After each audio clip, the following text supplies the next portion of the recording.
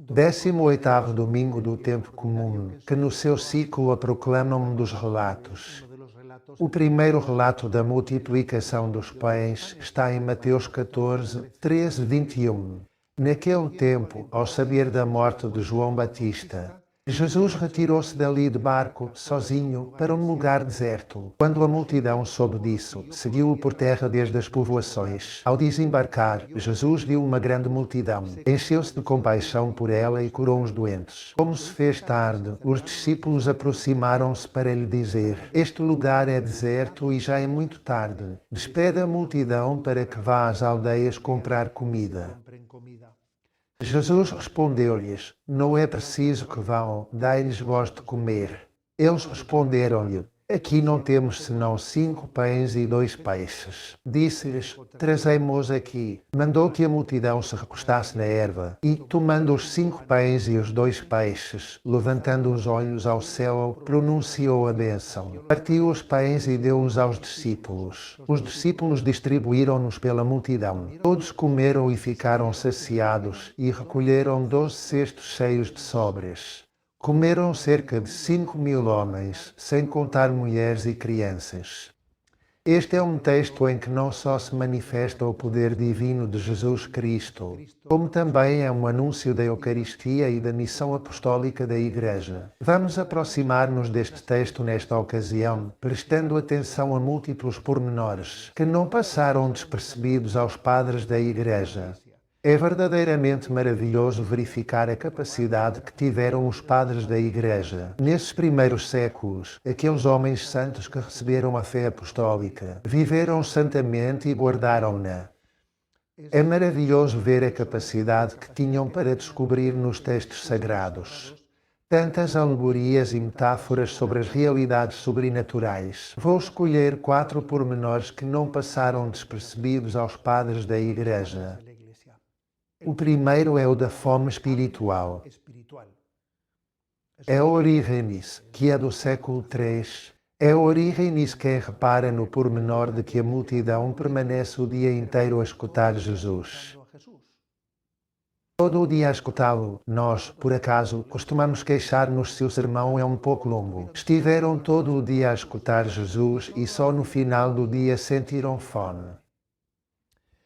Portanto, aqui está a ser sublinhado algo importante, que isto é uma imagem de que a alma tem fome de Deus.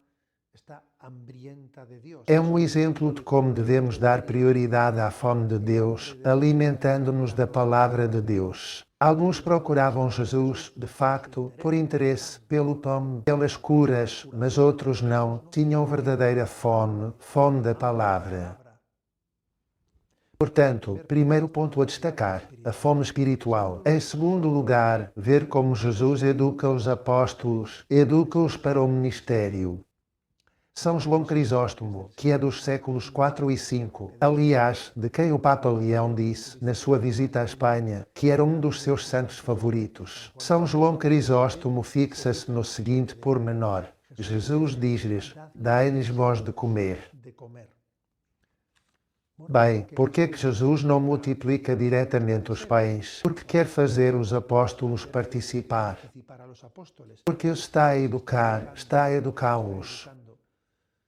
Quer obrigá-los a reconhecer a sua pobreza. Prepara-os para o ministério, para que aprendam a confiar em Deus. Porque aquilo que lhes vai confiar supera-os completamente. Está a ensinar-lhes que levamos a cabo a obra de Deus a partir da nossa impotência. E que muitas vezes a obra de Deus começa com meios muito insuficientes. Dai-lhes vós de comer, mas como o vamos fazer se somos incapazes? Jesus está a educar os apóstolos para que sejam verdadeiros ministros seus. Em terceiro lugar, o mais importante,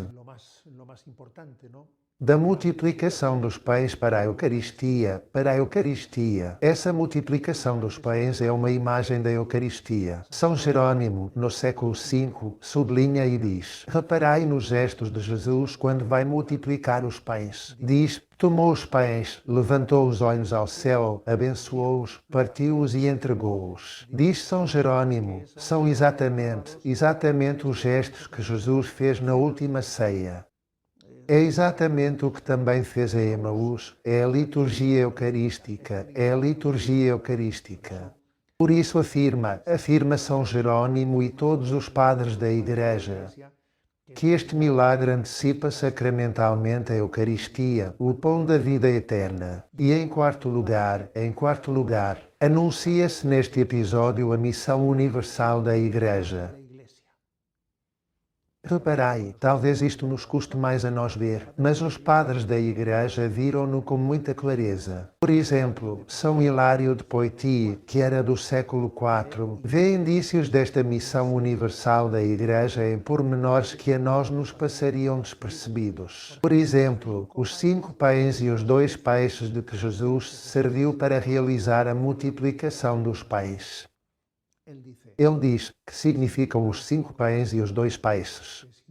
Que simbolismo tem? E ele diz, os 5 pães são os 5 livros de Moisés, o Pentateuco, os 5 livros. E os 2 peixes são a lei e os profetas.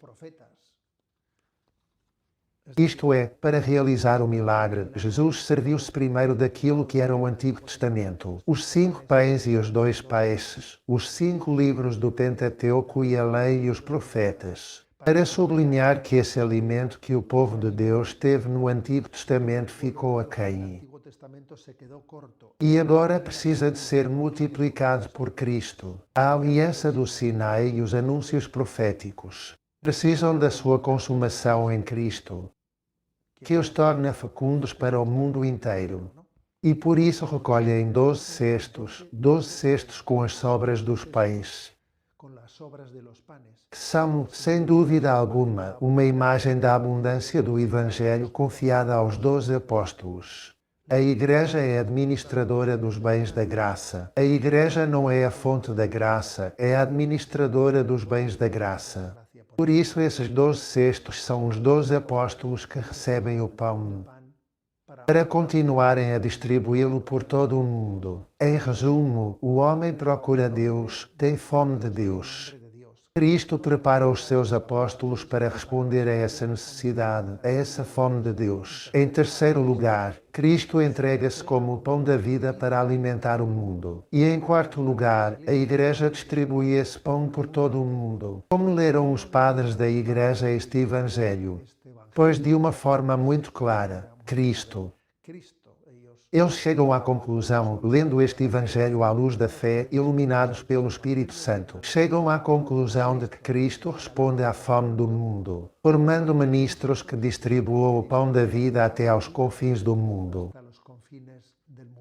A bênção de Deus Todo-Poderoso, Pai, Filho e Espírito Santo, desça sobre vós.